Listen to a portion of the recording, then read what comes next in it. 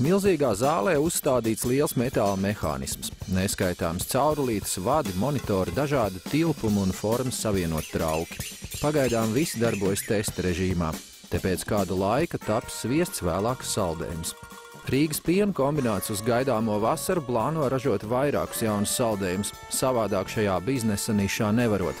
Mums pa priekš pašiem rodās idejas, kādas garšas varētu interesēt cilvēkus.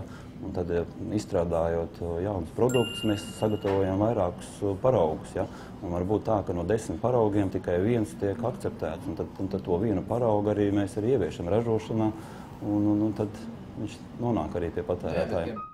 Publiski pieejama informācija liecina, ka Latvijā varam nobaudīt vairāk kā 70 dažādu garšu saldējumus.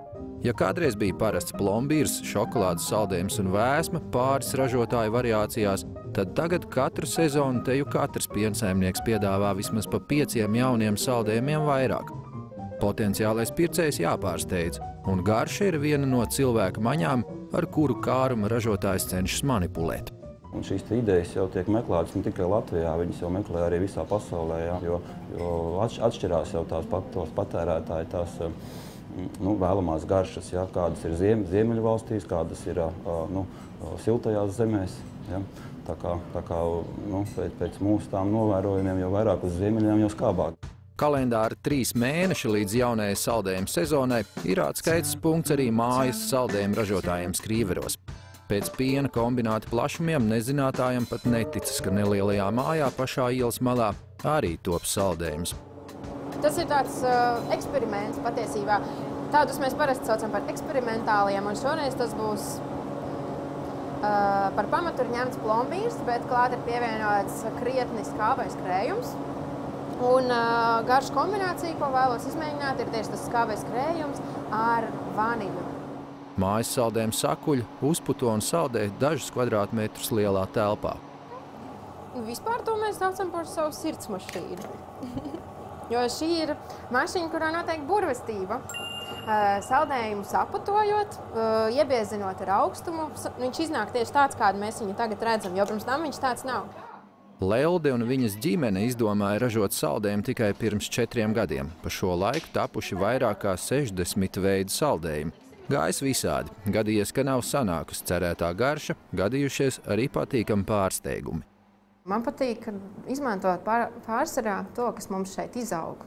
Jo tas viss ir ļoti aromātisks un dažādas šķirnes un tik skaistas krāsas. Bieži ir gadījies, ka mums top unikāli saldējuma veidi. Piemēram, reiz vasarā atnāca viena tantiņa, pensionāri, mums Skrīveros daudz pensionāri dzīvo un ļoti inteliģenti, jo pārsvarā viņi ir izbijušie skolotāji, un viņiem katram mājās ir ogu dārzs. Un viņi atnes man jāņongas tumši sarkanas, tā, kad saules stari ir izspiedušies cauri visām tām odziņām. Un saprotiet, garšo kā granātābola. Tikai iepriecinājums ir tanī, ka tur nav kauliņš pa vidu. Un, piemēram, tajā reizē tās ogas bija tik maz, ka mums tapa pilnīgi unikāls saldējums. Un tā ir ļoti bieži. Gan mazajiem, gan lielajiem ražotājiem iekarotā tirgus daļa jānosargā. Sēdēt rokas klēpī salikuši nevar neviens ne otrs. Rīgas piena kombināts līdz šim daļu saldējumu vasarai gatavoja ziemā. Jaunā iekārta ļaušot produkcijas apjoms palielināt. Tiesa savu pozīciju noturēšanai nācies ņemt kredītu bankā. Saldējums ir tas produkts, kurā pievienotā vērtība patiesībā ir visaugstākā. Tas, uz ko mēs paļaujamies un uzņēmums paļaujās, ir, ka, protams, ir kaut kāda vietējā tirgus lojalitāte. Protams, mēs redzam, ka ir pietiekami daudz saldējumu no Igaunijas, no Somijas, no Polijas, bet tomēr vietējais patērētājs mēģina pamatā izvēlēties vietējo saldējumu, kuram tomēr arī pamatā ir vietējais piena resurss. Tas veids, kā vietējam pienam pievienot vislielāko vērtību, ir taisīt jaunus, inovatīvus, garšīgus, krāsājumus, interesantus saldējumus. Tas ir tieši tas, ko uzņēmums ir nolēms darīt.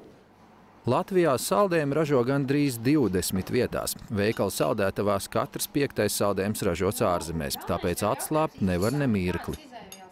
Šīs vasaras vispopulārākais saldējums, šokolādes saldējums ar zilo sieru, viņam ir pat zinātniskais pamatojums izvests. Šokolādei un zilajam sieram pārtikas zinātnieki ir izpētījuši, ka ir ļoti līdzīgas garšas un smaržas molekulas, un tāpēc šie kā divi tik nesaliekamie produkti tik labi iet kopā.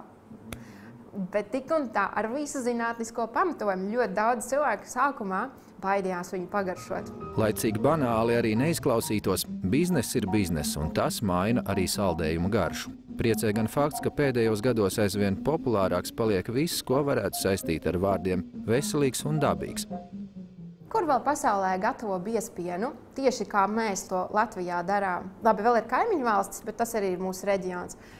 Pacelājus biezpienu saldējums ar fantastiskām avenēm. Un ja vēl tās ir meža avenes, tad vienkārši ir ideāli.